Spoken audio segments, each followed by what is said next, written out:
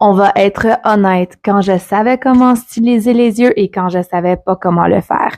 Ici, c'est l'exemple parfait de quand je comprenais pas exactement comment styler les yeux. En fait, je voyais des stylisations sur les réseaux sociaux que je prenais sur mes clientes et je copiais puis je collais, mais on voit clairement que ça fonctionne pas. Maintenant, cette modèle, elle est vraiment super jolie. Alors, elle peut avoir un peu n'importe quoi en théorie. Par contre, je pense pas. Tu sais, on va voir ça, on va dire, OK, c'est OK. Mais en utilisant beaucoup de longueur dans cette région ici, ça donne un look un peu plus fermé à son œil. Ça illume pas son regard. C'est OK, mais c'est pas perfect. Tada!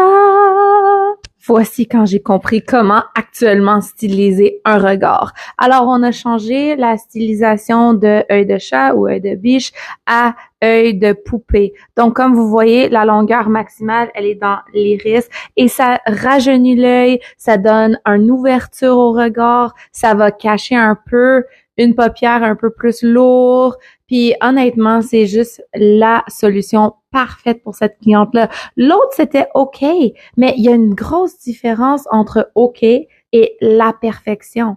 Alors, si tu n'es pas capable d'augmenter tes prix, si tu n'es pas capable de remplir tes livres, peut-être la raison pourquoi, c'est parce que tu lash design pas tes clientes. Tu fais juste copier-coller des choses et des fois c'est beau, des fois c'est OK, des fois c'est pas beau. Mais no stress, votre Fairy Lash Godmother est là. Alors, cliquez le lien dans ma biographie, vous allez voir toutes mes formations, volume russe qui s'en vient, volume russe avancé, parce que le lash design, ça c'est une de les parties principales à ma formation, parce que c'est pas juste des cils.